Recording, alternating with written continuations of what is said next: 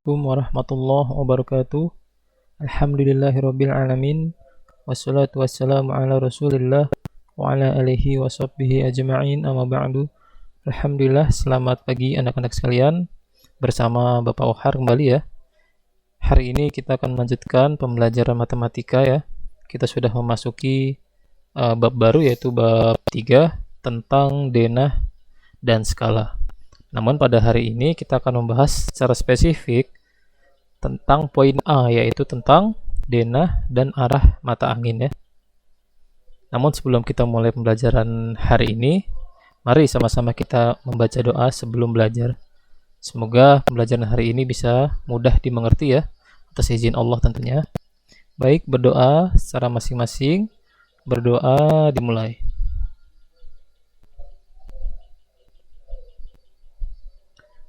Ya, selesai. Alhamdulillah. Nah, kita hari ini akan membahas tentang denah dan arah mata angin. Baik, kita mulai aja. Nah, di sini yang pertama, membaca denah sederhana ya. Kalian bisa membuka di buku tematik kalian masing-masing di SPS Erlangga halaman 56. Denah merupakan gambaran yang menunjukkan keadaan suatu tempat atau wilayah tertentu pada bidang datar ya. Pada bidang datar, ini perlu digarisbawahi. Fungsi denah hampir sama dengan peta, yaitu memudahkan kita untuk menemukan lokasi sebuah tempat. Akan tetapi, wilayah yang ditunjukkan pada peta sangat luas, sedangkan wilayah pada denah sangat terbatas alias tidak terlalu luas, namun spesifik ya.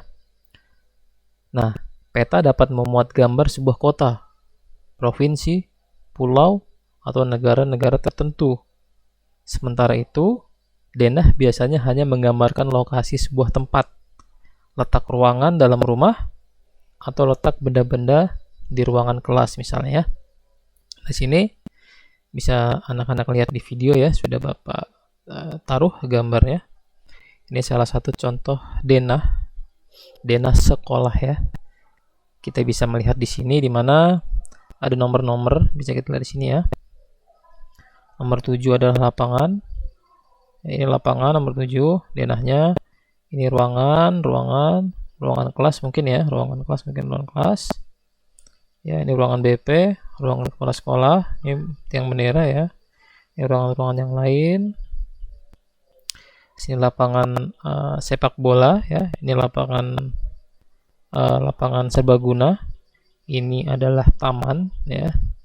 Ini mungkin jalan raya ya. Di sini bisa terlihat bahwa denah adalah gambaran bentuk secara skala kecil, di mana menggambarkan tempat yang terbatas, yaitu hanya sekitar area sekolah. Ini salah satu contoh ya.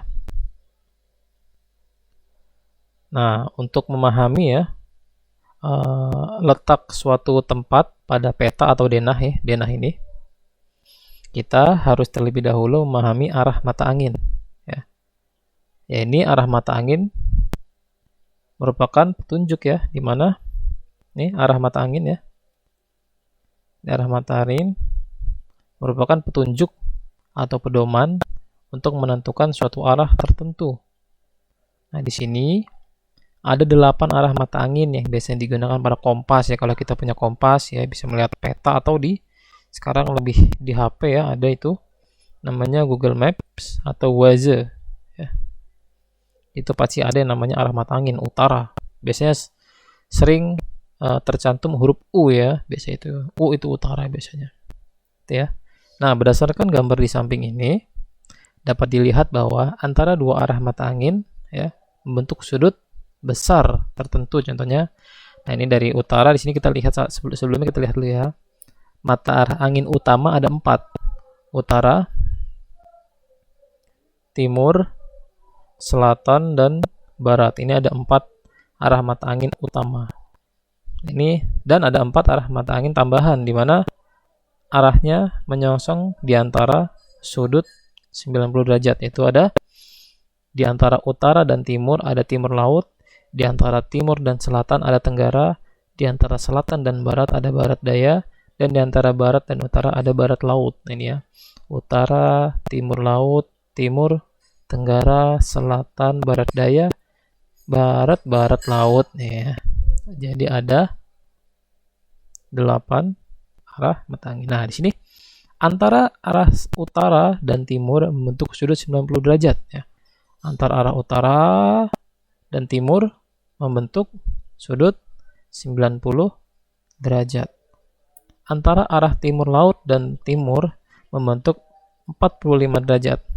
Antara arah timur laut dan timur ya. Antara timur laut dan timur ini membentuk sudut 45 derajat. Dan antara arah timur dan barat membentuk sudut 180 derajat alias sudut lurus. Ya. Antara barat laut dan tenggara membentuk sudut 180 derajat juga ini. Salah ketik Bapak ya, 180. 180 sudut juga, yaitu sudut yang lurus ini ya. Nah, ini perlu dihafal mungkin ya, mudah kok. Kita bisa menghafal di 4 mata angin utama ya. Secara singkat, utara, timur, selatan, dan barat. Nah, setelah itu baru menghafal arah mata angin yang 4-nya lagi. Ini tentang arah mata angin. Selanjutnya, nah, perhatikan gambar denah berikut untuk lebih memahami cara membaca atau menemukan suatu lokasi. Di sini kita bisa lihat ya. Di sini adalah denah suatu tempat di mana ada pusat belanja, kantor pos, beberapa rumah, ya, taman bermain, pasar, SPBU, sekolah, toko buku, toko roti, ya, ini rumah-rumah, dan pastinya ada arah mata angin utara, timur, selatan, barat. Nah, sini coba kita sama-sama mencari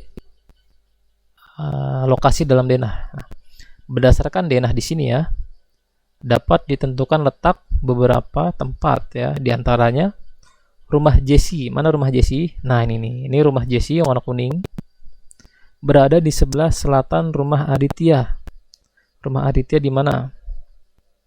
Aditya ada di utaranya. Nah, jadi rumah Jesse berada di arah selatan di mana? Selatan ada di bawah. Rumah Jesse berada di selatannya rumah Aditya ya. Dan rumah Jesse berada di utaranya rumah Mita ya, atau sebelah timur pasar. Ini bisa dilihat di sini UTSB. Ingat aja ini UTSB. Utara, timur, selatan, barat ya. Jadi rumah Jesse ada di timur dari pasar ini ya. Lalu toko buku. Nah, ini toko buku berada di sebelah tenggara taman bermain. Nah, tenggara di sini ya, dari antara timur dan selatan di sini ada tenggara. Di sini ada taman bermain. Kalau di sebelah tenggara taman bermain ada toko buku. Jadi kalian bisa sebelumnya memang harus menghafal arah ini ya. Utara, timur laut, timur, tenggara, selatan, barat daya, barat, barat laut. Nah, ini dihafal, nanti mudah ketika mengerjakan soal-soal mengenai denah ya. Lalu kita beri contoh lagi, misal kantor pos. Mana kantor pos? Nah, ini kantor pos Pak ya. Berada di sebelah barat rumah Bayu. Kalau kalian sering lupa di sini bisa melihat B itu barat. Kantor pos ada di sebelah barat. Nah, ini rumah Bayu. Kantor pos ada di sebelah barat rumah Bayu. Toko roti. Mana toko roti? Nah, ini toko roti. Nah, toko roti berada di sebelah timur rumah Rizky. Rumah Rizky mana ya? Sebelahnya Pak. Ya, ini ya, rumah Rizky timur ke kanan. Berarti toko roti ada di sebelah timur rumahnya Rizky ya, itu ya. Jadi mungkin kita bisa, anak-anak bisa mempelajari ya secara ringkas arah-arah mata angin utara, timur, selatan, barat mengenai beberapa gambar-gambar contoh. Nah, jadi kalau mudahnya ya, kalau utara itu ada di atas, ini lebih mudahnya. Timur ada di kanan, selatan ada di bawah, barat ada di kiri ya. Kalau kita membaca denah secara lurus ya, secara lurus utara. Utara di atas, timur di kanan, selatan di bawah, barat di kiri. Nah, ini ya. Kemudian, nah di sini coba kita jelaskan bersama ya tentang menggambar denah letak benda. Nah, untuk menggambar denah letak benda atau rumah, perhatikan hal-hal berikut nih ya. Pertama, tentukan salah satu benda sebagai titik acuan utama. Lalu, tentukan arah mata angin pada bidang gambar. Ya. Arah mata angin ini ya. Lalu, gambar letak benda yang dimaksudkan dari titik acuan. Nah, di sini kita beri contoh. Puskesmas terletak di sebelah utara rumah Adit. Nah, pertama kita gambar rumah Adit dulu di tengah. Terus kita mau ngebuat puskesmas ya, ada di utara di atas. Nah, kita gambar deh puskesmas di atas rumahnya Adit. Ini ada di sebelah utara. Kemudian rumah Adit terletak di sebelah timur sekolah. Nah, ini kita buat gambar sekolah di sini. Nah, rumah Adit ada di sebelah timur ya. Jadi titik acuannya di rumah Adit di tengah-tengah ini ya. Sekolah, kalau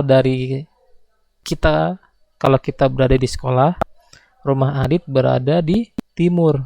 Tapi kalau kita berada di rumah Adit, sekolah berada di barat ya. Jadi tergantung kita. Titiknya kita ada di mana? Titik acuan kita yang sedang dipelajari atau yang sedang berada ada di mana? Kalau di titik ada di rumah Adit, kita sedang berada di rumah Adit, berarti sekolah ada di barat rumahnya Adit. Sedangkan ketika kita berada di sekolah, rumah Adit berada di timur sekolah, itu ya. Mudah ya. Lalu rumah Adit, nah ini misalkan ada toko roti, kita acuan di rumah Adit, kita berada di rumah Adit. Lalu toko roti berada di sebelah mananya rumah Adit? Berada di tenggara. Sedangkan ketika kita berada di toko roti, rumah Adit berada di barat laut ini ya. Itu ya. Jadi kita harus pahami dulu ya, titik kita berada di mana ya. Titik kita acuan titik utama kita di mana ya. Itu ya. Jadi tergantung kita ada di mana ya, baru bisa menemukan arah. Nah, ini ya.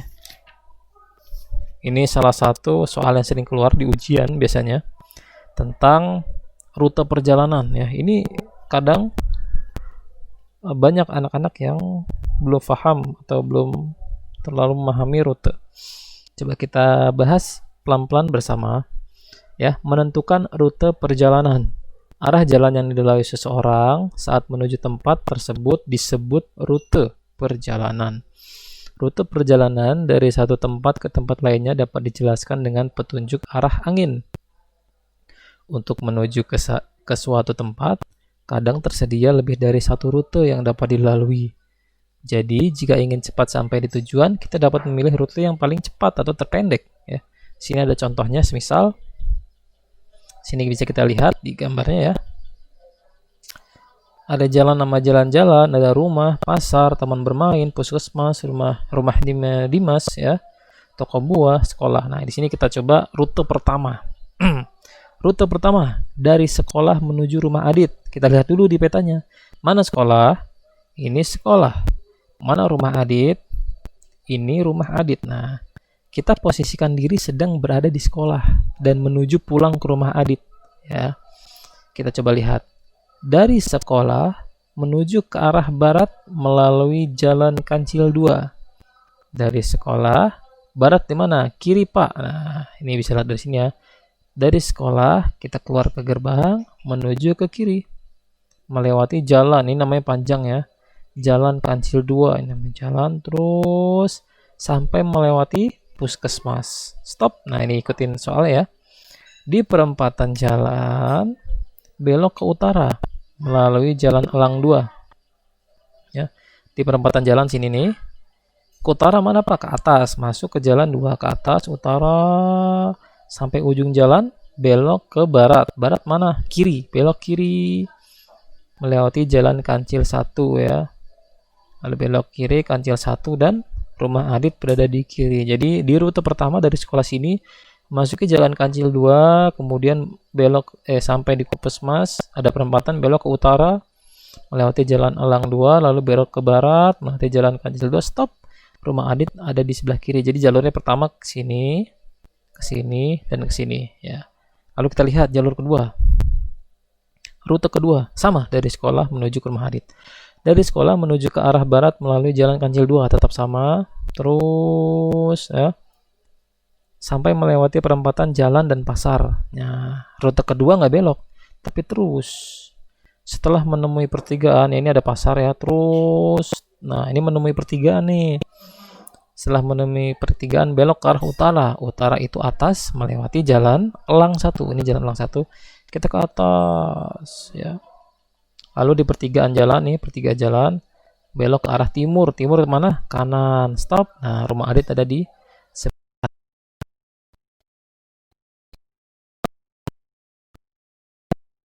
rute mana? Kalau dilihat dari jarak tempuhnya ya, Bapak berpendapat rute yang paling cepat adalah rute pertama, di mana kita dari sekolah tidak perlu muter jauh, tapi bisa melewati arah ke puskesmas, lalu ke utara dan ke barat. Ini rute pertama ya. Nah, ini rute pertama, rute yang paling cepat daripada menggunakan rute yang kedua. Nah, itu ya. Alhamdulillah untuk hari ini memang tidak ada hitung-hitungan secara rinci, angka-angka secara rinci, enggak. Hari ini kita sudah ya membahas tentang yang namanya konsep dasar denah dan arah mata angin. Itu harus kita sama-sama ingat, hafal dulu ya, terkait arah-arah 8 arah mata angin, 4 arah utama dan 4 arah tambahan ya, yang tadi sudah sama-sama Bapak bahas. Itu kalau bisa diingat, jadi ketika nanti ada soal atau tugas yang pastinya muncul ya tentang denah, lokasi, dan rute perjalanan, kamu bisa mengerjakan dengan mudah. Baik, Bapak ucapkan kepada anak-anak kelas 5 sekalian, jazakumullah khair yang sudah menyimak dan juga sama-sama memahami bersama tentang materi pembelajaran hari ini. Terima kasih. Kita tutup dengan doa kafaratul majlis. Subhanakallahumma wa bihamdika asyhadu an la ilaha illa anta astaghfiruka wa atubu ilaik. Terima kasih anak-anak sekalian.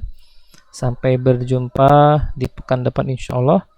Assalamualaikum warahmatullahi wabarakatuh.